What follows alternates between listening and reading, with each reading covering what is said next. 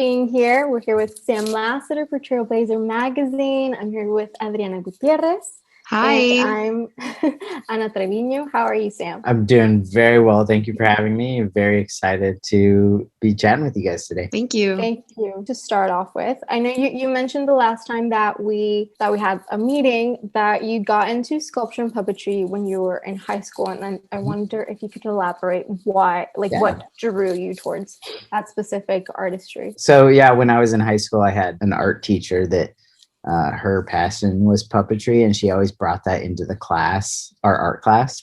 And whether it was an actual project, like build a puppet, or like any of her projects, her drawings always had puppets in them and stuff like that. So that kind of inspired me when I was young, and I didn't think much of it. It was kind of like a hobby. And then as I was going through college, I kept building puppets. I kept doing little puppet shows or performances and stuff like that. And then I realized I'm kind of going down this road, like this might be a career direction that I'm heading down. So in college and following college, I've worked at about three different puppet companies as a fabricator. I think I was always drawn to it because puppetry is an art form that it's so easy to make people kind of like laugh or engage more, because I find fine art has a bit of a barrier to entry, kind of, with some people being hanging on a white wall. It's a little less approachable than like a street fair with puppets going through. So I always found it in my sculptural work. I always find puppetry a good way to break that barrier and let people relax a little in a white wall art setting. It's just kind of universally fun. It's hard not to have fun and smile with a puppet. And that's why puppets are so appealing to kids. Like, they use puppetry in child therapy, and just look at any children's TV show. There's so many puppets in that, and so it just went well with the direction my art heads, with trying to make people laugh and smile just with art. So you mentioned I guess like the part of like making your art like accessible to everyone. So it's true. It's very much like you go into a museum, it's like, I don't want to touch anything. I don't want to break anything. And then I looked at your website, and I think going on to that, you have a piece called Oh Shoot. And that made me laugh. And so I'm like, oh my gosh, like that's unique. I'll explain it. So Oh Shoot is a piece. It was in a solo gallery show I had called Joy. It was about just making people smile with art. And one piece I had was just a pedestal, an empty pedestal, and on the floor is just a shattered like vase, basically. The idea being like, you see it and immediately the viewer is like, oh, something broke, and then they read, what was it? And it's like, oh shoot, is obviously the intention. And that realization is the approach I was getting to make people smile. I have a question about that specific piece. Did you had already shattered that before you got to there, or like did you break it there, or how? I broke it at the gallery, basically setting up an hour before doors opened. It was funny. I was setting up every last thing, doing slight adjustments, and then setting up the pedestal, and then I take the thing and I just drop it. And people in the gallery that worked there, they all like freaked out for a second. And then they saw me like looking at the shatter, like moving small pieces, and they're like, okay, I think it's okay. So, it's very funny. It's part of the art. It's pretty nice that you mentioned that of like how white wall and like people may not see it as approachable, and even people sometimes they're not interested as much in art and going to like a museum or things like that. So kind of taking it out on the streets and like them like turning around and, as you say, like having a fun time. I think that's pretty cool. Well, and I always, whenever I show in a gallery, I always try to figure out a way to break out of that white wall mental space that viewers might be in, either through a tactile nature of the work. I had one piece where you actually had to interact with it. It was called Chevron and Chevron and the Handlebar.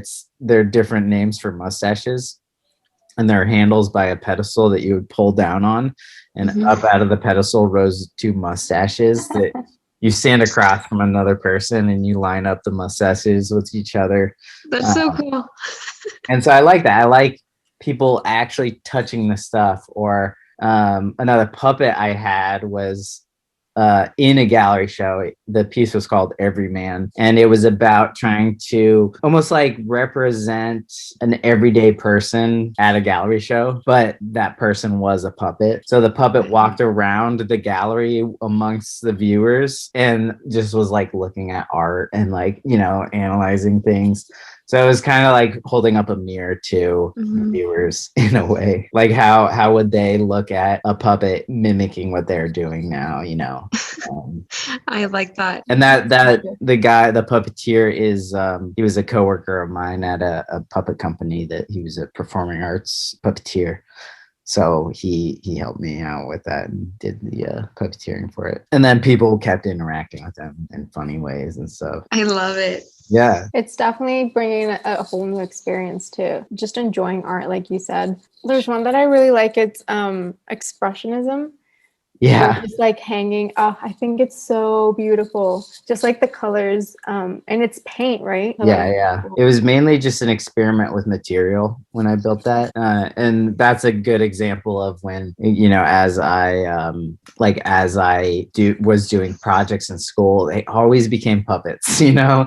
This was just experiment with paint, trying to make paint a 3D object, not just a painting, you know. I was drawn to this specifically just because I always like when I go to museums and I find paintings, I love to like look into like when there's like bumps on the canvas, because I feel like totally. like I don't know why it fascinates me. It's like weird, but just like imagine like like following like the paint brush strokes. So I love when like there's so much like heavy paint, because you get to see like a brush stroke. So I really that's exactly the inspiration for it. I was always drawn to my 3D, you know, three-dimensional thinking brain. I always liked paintings that came out of the canvas of it, and this was like a direct inspiration from it. Cool. Yes, I'm obsessed. I love it. It's so pretty. This is like an obligated question, but I know that the motive behind your art is to have people interact with it. And how is it that now, with like when COVID started, everything's a lot calmer now than it was last year. Yeah. But did that, you know, made you, I don't know, think farther than like, how can people interact with my art? Yeah, during COVID, I haven't showed anywhere since COVID started. I've done one virtual showing, but I actually just took this time to start developing a new body of work, and I've been focusing on that. And frankly, it's been a good excuse to do that, because as an artist, you're always looking for a chance to like build new work and stuff. So really taking advantage of us being locked in our homes. But how still being able to interact with people to some extent with the work is different. Yeah, I mean, some ideas for pieces I've had probably wouldn't work nowadays, because people like might not want to get that close, or right now probably, you know, can't get that close. Sorry, I have paint all over my hands. That's not blood, it's paint. But so right now the body of work I'm working on is more playing on that nostalgia that people might share with like a candy bar people grew up with, or a toy people grew up with. So yeah, this new body of work is scaling up things from my childhood that I grew up with, scaling them up large so that, you know, people can visually interact with it, see it big, you know, blown up. But yeah, I think it's a question any artist will struggle with right now. What's the new art gallery scene look like, you know? it's different for sure. I would agree. I think being stuck, like just stuck inside for such a long time, personally, it's like I'm very eager for like brain stimulation.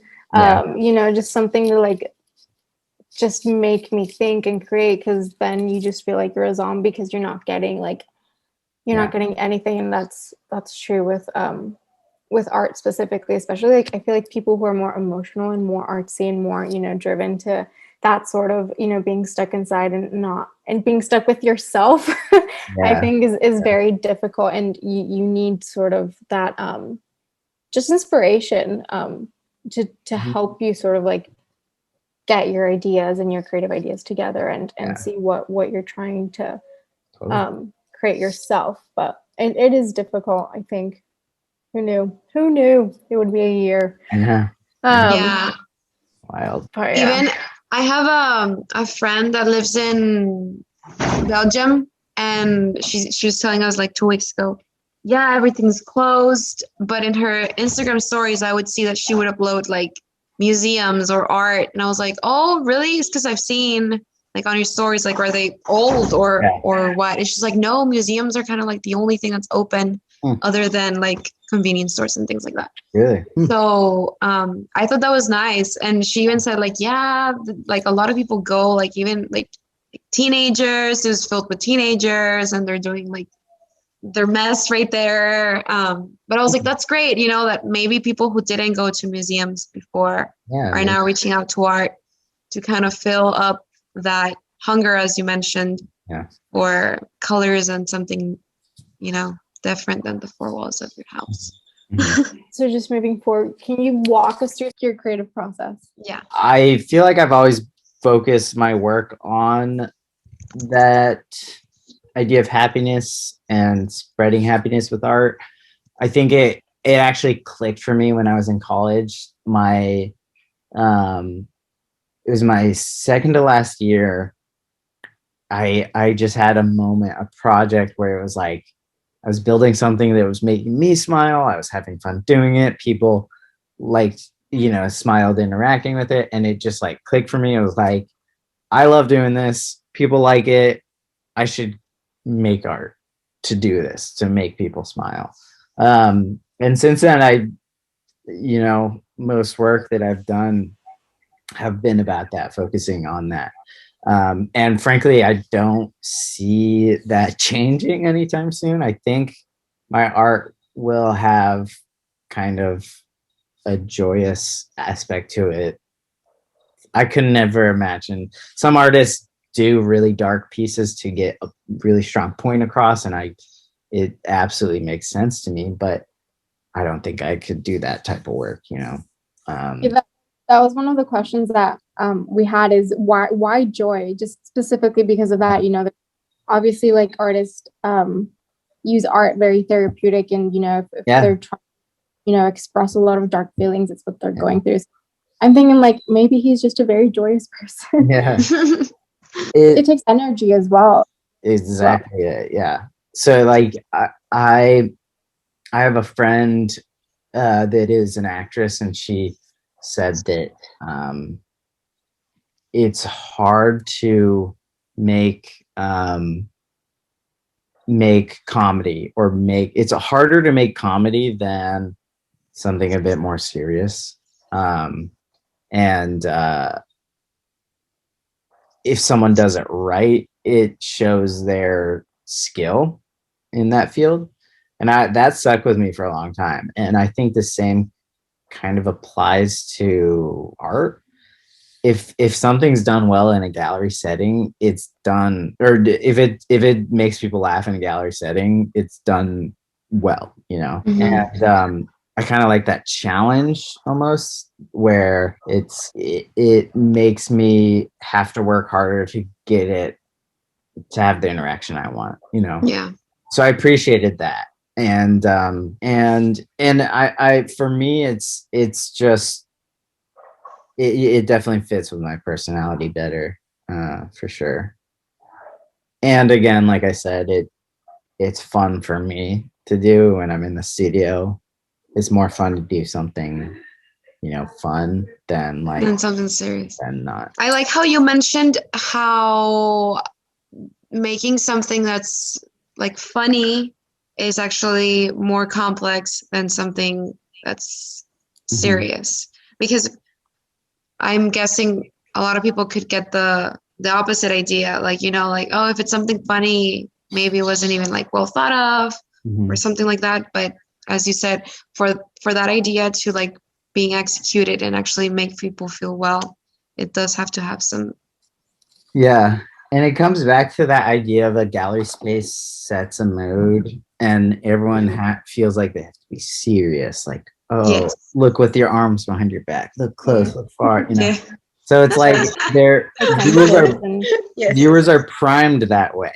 And it's really challenging to make them break out of that and even just touch a piece, if there's a piece in a museum that like is like meant to be touched, like people don't do it. If you sit in the room and watch it, like one in every like 5 people might, even if I even feel that way, even though I make work like that. It's like you don't want to touch a piece you're not supposed to touch. But it's also for the work to get that reaction, get that someone to smile or something like that. You have to basically like do everything, like calibrate the viewer away from being serious to being more relaxed, and then deliver the message or the joke even, and then also like have an element of like revisiting the piece again. Like one thing I try to do with like the titles of works is use that to my advantage. So I had in a gallery show along a wall, I had 4 like digitally rendered drawings of like constellations, and they were along the wall, and at the end was the name, the title cards for it. And so the viewer kind of traveled down it looking at these constellations, and I meant them to be like the most average looking constellations there are.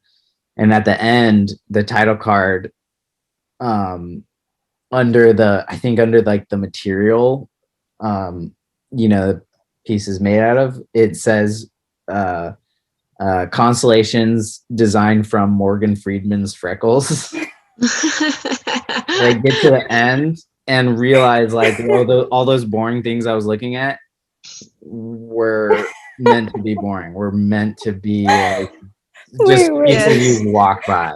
Were they actually Morgan Freeman's freckles? So no! I created this star chart of Morgan Freeman's face, and I got like I got the front angle, the side angle, and or the corner angle and the profile. That's amazing. And I charted out like a sky chart of his freckles.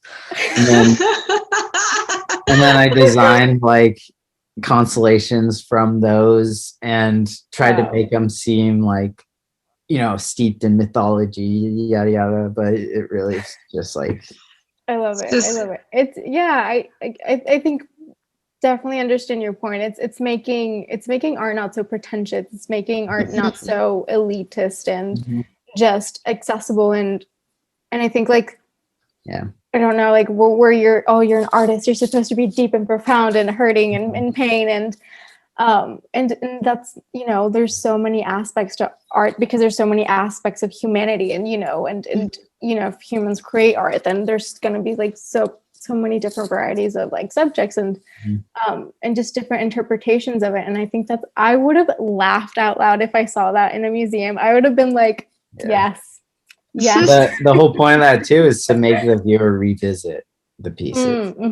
And my goal was to have it at the end, and then people could go back and look at it again, knowing this came from man, that's gee. I feel like I want to send that to someone and be like, oh, I know you're a Scorpio or like a Leo. Yeah, right.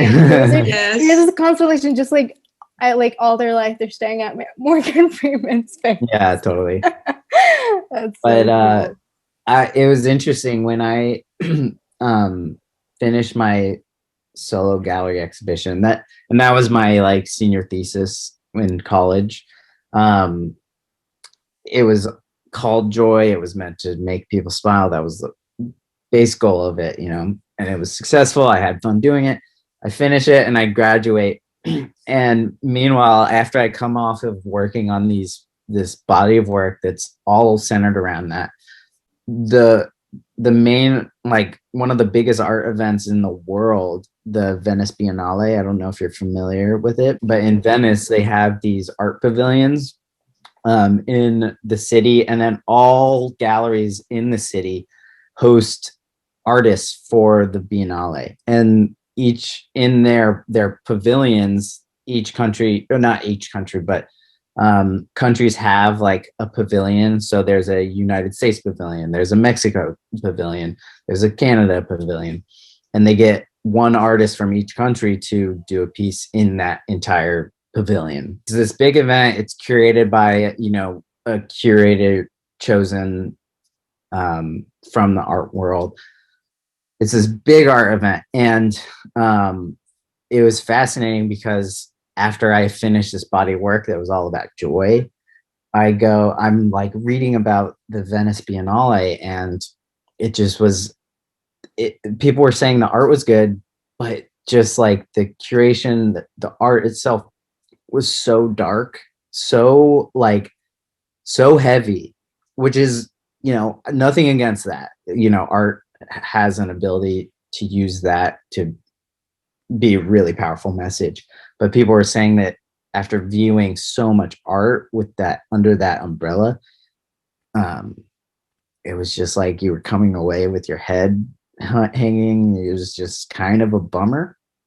So it's so fascinating to hear that. And so I actually, after I graduated, I took a trip to Italy to go see the art that the art world was focusing on, compared to, you know, the body of work I was developing, and see why the art world is fixed on that darkness, frankly. And that was in 2015. But then the following year, there was the next curator understood that critique of the Biennale and did a 180, and it was a much lighter. I didn't go that year, but it was a much kind of lighter theme, and it was a totally different atmosphere. But I found that super fascinating and kind of eye-opening as an artist too. I wanted to take that trip because I think it was really informative to see after kind of finishing college and then, you know, going to that event. So it's understandable. I think it is, I don't know, I feel like people find or look to art, you know, I guess to express, in my opinion, what they're struggling with, like internally.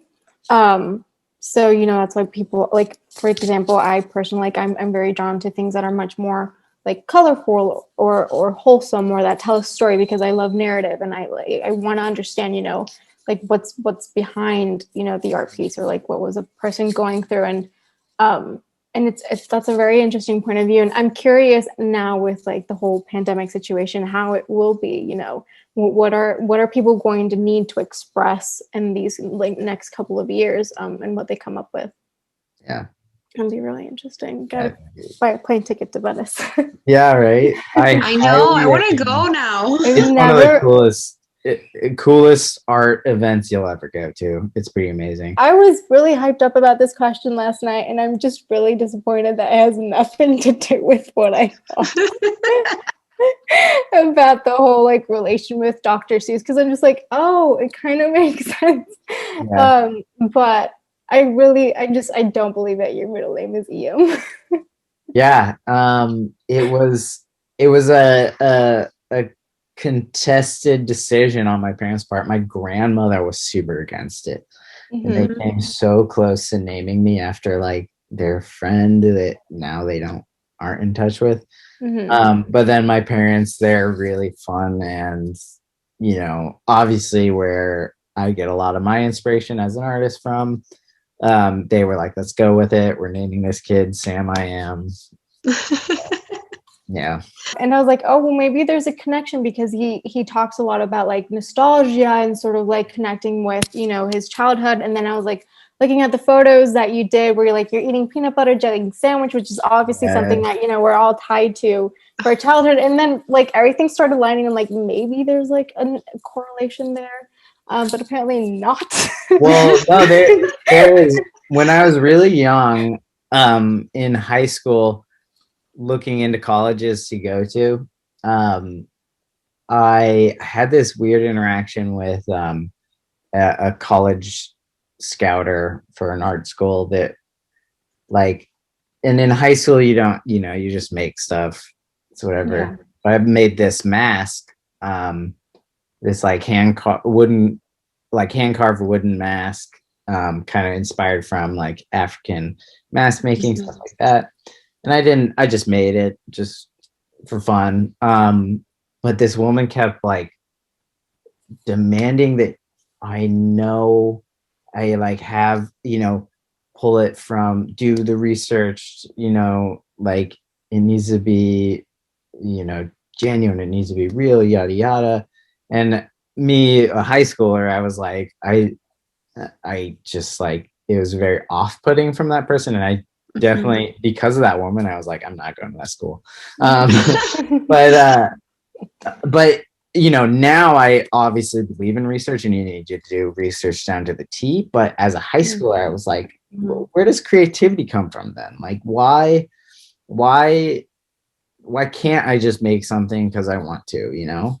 And then it became a big discussion about, actually, it was my mom and I having this discussion about like Dr. Seuss, you know, like his work, his stuff is like so out there. It's like there's only so much research you can do before the creativity runs with it, you know, like, yeah, you know. And so it was like a question that almost like was in my mind when I went to college, of like, you know, how much research do I need to do versus creating, you know? And you know, and I think to this day it's like still figuring that out. But so it was Dr. Seuss that was kind of something that got my brain thinking when I started college and started really training as an artist. So there is some connection. So Sam, what can we expect from you? Like next coming up, you said you were working on things, you were taking time. Yeah. So I've been building this body of work of, I mentioned it a bit ago, but like scaled up candies and toys. So this piece is a giant toaster. I had a fascination with toasters growing up. I always drew them and stuff. So I was just like, I'm gonna build a toaster, you know. So I built this. I built a version of this as a high schooler, and this is the high school I went to, and it was like so poorly built. It was like chicken wire, and it was falling apart. So I basically, when I went back to my high school, I saw it just decrepit, and I was like, okay, I'm gonna build a new one now that I know how to build things. So I decided just to rebuild this piece for the high school. And I do a lot of, you know, mold making and like fiberglass and like composite work. So this is like well built, it'll last. I just built it to kind of give back to the high school. But this piece definitely got me on this path of building these things scaled up really big. What is it made out of? It's all fiberglass. The toast is actually made out of carbon fiber, just to be lightweight. And through my job, I get like scrap material all the time, so I had a bunch on hand. Yeah. So, and then I had it painted at a automotive like detailer. Oh, okay. So it's and it's like, so yeah, it'll kind of last in the weather for a while. And then So the cool. actual plug is like fiberglass, and those are like metal prongs. And then the cord, I think, so I found the cord when I was dumpster diving, when I lived Dumpster diving. yeah, I found it in a dumpster and I carried it with me. I moved 3 times with that thing until it finally until it had a home. But I think it's a gas, like a gas line Okay. or something, or like you would see at a gas station. Yeah. Um, so yeah, this was the first piece that pushed me towards like scaling things up. So the next piece I did was a Smartie candy. I grew up eating these. I love them. And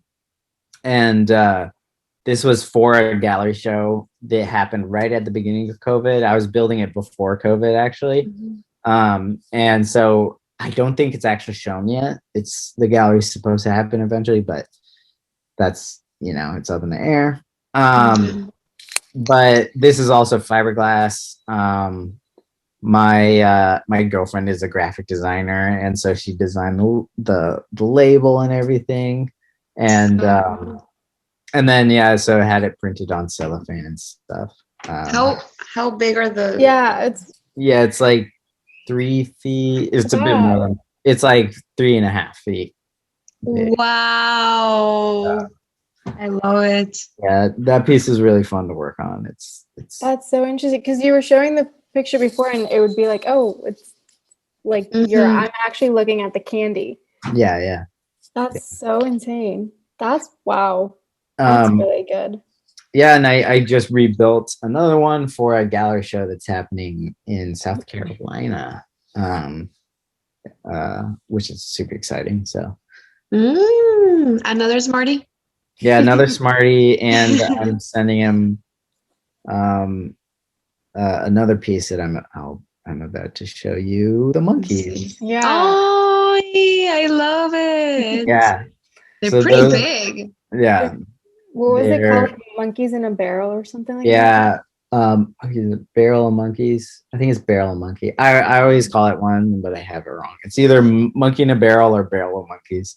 Yeah, that's huge. Yeah. You can see the scale. Wow. It looks like, I don't understand like the process of getting it just so like on point. Even like the details of like the little lines of like the details of like the hair, and like it looks exactly the same. Yeah, I had fun. This was the most difficult sculpture I've done, but also the most eye-opening of how to actually fabricate it. And I measured every inch of it down to because I wanted to include the push pin marks, the round circles on like and these on the hands and the foot. Those are called spruces. It's a part of the mold casting process where the excess plastic, that's where the plastic basically goes in. And so I wanted to get it exactly right. So yeah, we didn't talk about my process of actually building stuff. So I'm really curious, because they're just, I mean, they're like an exact replica. I'm sure like how long does that take? And are they hollow? They're hollow. Basically, I start with doing the sculpt. I use this high density foam and sculpt it, measured every inch of it. And then I actually used I built this little router jig that let me plane down the material. But yeah, you can see how the router kind of hogged out the material I didn't need and all that. Is it a little bit like the same sort of like the process with like a 3D printer? It's basically the inverse of a 3D printer. So there's a tool in a similar field as that, called a CNC router. It's basically like a computer operated version of this, but I've done work with that, like especially in college. So I knew how those tools worked, and I was like, I could do that by hand. but this let me kind of Oh, okay. I see. do the majority of like the material removal. And then it became, you know, a hand carving process to get everything Wow. really sculpted down right. But yeah, it was the first time I did a sculpt this way, and I will probably be doing this type of fabrication in the future. Well, like this is what I would always do, but the routing process was pretty cool. Anyway, so basically I end up with this. And then once I have the sculpt, I build a mold of it. And that's what allows me to create a bunch and basically make them really quickly. So this monkey took me like a month and a half to make or something. Oh, wow. Maybe not that long. No, it was probably about a month. Wow. So obviously if I was making 15 of them, that'd be impossible. Wow. Yeah. So basically the next step is to build the mold, which I actually don't show that process because I learned that from a previous job I had, so I don't like to share on Instagram their process. Yeah. But it's from this point on, you know, it's Yes, protect your secrets, Sam. Protect your secrets. Exactly. No one can know. But so for me, I love mold making because of this moment, opening a mold. That's so crazy. I love it so much. And so this is what the mold looks like, and this is what I basically work with day to day. So it's basically a negative of the whole thing. Yeah. The way it works is basically fiberglass is like a fabric material, basically. And what you do is you wet it with resin, and you lay that into your form, and then it hardens. Basically, that's the process of fiberglass. So basically, imagine it like paper mache, like really fancy paper mache. So I basically lay in the fiberglass into the form, and then basically glue the two halves together. So then, so the monkey, this is it pulled right out of the mold. So you can see like that's called flashing. It's like the extra resin that squeezes out. But basically that's the cool thing about doing this toy is that this is basically the same process, the mold coming together and the separating, and you have the monkey. So the actual toy has flashing on it, has like a seam line on it. So what's nice for me is that I don't have to like sand it, clean it up perfectly because it's there's always like a little line left. Yeah, it's not, you know, I clean a lot of that up, but any part that shifts or whatever, it is a part of it. So and then it's just down to sanding and painting. So the final product is crazy. Yeah. It's like if you got the little one and just yeah, they're fun to hold. They're like they're super light, but they're just wild objects. So yeah, right now for me, I'm just building these. I'm building the first piece is gonna be 15 of them total, all hanging together. And where are they gonna hang from? Or like all 15 hanging from one? No, not from one. They're gonna be set outside, so they'll be hanging from trees. And I took that picture of them hanging from the trees too because it's a similar space. So this body of work, people really seem to like it, seeing these things blown up, and it plays on that nostalgic kind of subject matter that people connect with really easily. So it's getting a good reception. So I think I'll probably be doing work like this for a while. And then I think one thing I really look forward to is showing this body of work in a gallery setting. I think it would be great because like we've talked about today, what we've talked about today is like that setting is so serious, but having a whole body of work like that on the walls, I think it would be really fun, really appealing. And once things go back to normal, I could see trying to almost like tour a show or try to show in, you know, different cities with this body of work. Yeah, I have just two more questions. Well, one was, so I mean, after showing us all of this process, is I guess like what your vision is for the future and anything you would like to manifest, you know, from here on to like 5 years. Yeah, that's the question. I'm always wondering it. But I think Very actually, existentialist. yeah, the pandemic has been good to help me figure out how to focus on the work. You know, I worked as a fabricator for a company, and then when the pandemic happened, you know, that were laying like the whole place. I'm Yeah. wondering if that place is even open now. Um, and I just decided, let me just hunker down and build new work. And it's given me a little, being able to focus so much on it has helped me figure out how to do it to make money from it, a little bit. And the more I do it, I'm sure the better I'll be at that, to be able to like really focus on it. And so that's my goal in the near future, is to really shift from, you know, the art being a side thing to the art being a main thing. And, you know, that's always a challenge for artists. You know, the starving artist is a phrase for a reason. Yeah. But when it's done, when artists like figure it out, it kind of starts to snowball. And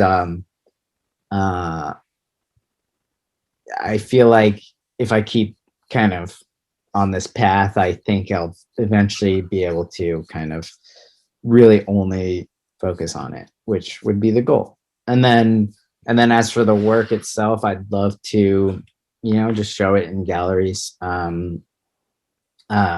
I have a gallery, and you know, the art world is always about connections. So a connection I had in college reached out to me because he's curating a show, and so the show theme is play, so I fit it That's perfectly. your niche. So that's in the future. Another gallery show that I was supposed to show in a year ago now. That will eventually happen, but like I mentioned, I would love to just like have a body of work to be able to like take around to different cities or something, just to you know, show, because I think there will be that desire for people to go see art, so kind of take advantage of that. Yeah, I empathize a lot because, like I said, my brother's a sculptor, so he Mhm. kind of, you know, he's a bit of the same. I think it's good, you know, you definitely are following your heart and you're doing, you know, what you love, and you can see, because like I said, like it does, like your point of your art is to bring joy, and like I just get a kick out of like reading your previous artwork was just like, this is it, just it's beautiful, it's wholesome, you know, and it shows it comes from, you know, it comes from a really warm place, and I think that's really nice to have out there, because like you said, there's so many like darkness, and that's all right, you know, everyone has their different ways of expressing, but it's definitely like a breath of fresh air to have something that makes you feel good, and you know, you're enjoying your time, you're enjoying, you know, that moment, which we're just, as a society, we just take for granted so much. Yeah. But that's really nice. And my last question is, so what advice would you give for anyone who's interested in sculpture and puppetry? Yeah, I would say that the art, like the art world is a lot about connections. So if you're able to, if someone's starting art school, the main thing, even like almost like more so than some of your art classes, is like make good connections with people, because those last way longer than college and last way longer than the things you learn that you will eventually forget. It's all about connections, and like I'm showing in a gallery show because a connection from college. So making connections, but also one way of making those connections is to be committed to your work, committed and like, and be useful, like when you collaborate with others, being that one that's other people can count on, because they'll come back to you for future. And this is all kind of advice for people in art school mainly, but also I would say if there's like a skill you kind of gravitate towards, try to find a job within that that field. Like early on it was puppetry for me, and I started getting jobs building puppets, and my resume was then full of these jobs that gave me other jobs. And then I started getting interested in composite work, and so then I got a job doing that, and now I have those skills under my belt, which kind of allow me to give me the opportunity to kind of build work, you know, beyond what my skill set would have been, you know. It just basically tools in your tool belt, you know. So I think, yeah, a combination of developing the skills that benefit you as an artist, and then developing the relationships to kind of, you know, elevate your art, or just having that community. Like one of the things I miss most about college was that community of creative thinkers, whether they're fashion designers, industrial designers, graphic designers, anything. We like, you would get together and it was like you all spoke the same language but in different dialects, you know. Yeah. How I always think of it. And yeah, just take advantage of that community if you have it, and if you don't have it, try to find it, you know. Try to find a community. And any form of art class, whether it's through a university or through, you know, the community art center, do it, because if people see someone committed to something, they will put more time in to help that person. And that's a part of art. Like it's kind of a sharing profession, really. So, yeah, passing down the knowledge and yeah, totally. experiences. Well, thank you. I don't know if there's anything else that you want to add on to it. This is your I time. think no, I think it's been joy. I love being able to, you know, when I'm stuck in the shop all day, it's less talking about art. It's all just building. So it's always nice to step away, be able to talk about art with people. It's always fun. So well, yeah, thank you very much for being here. Thank you. Have a nice one. All right, have a good one. Bye.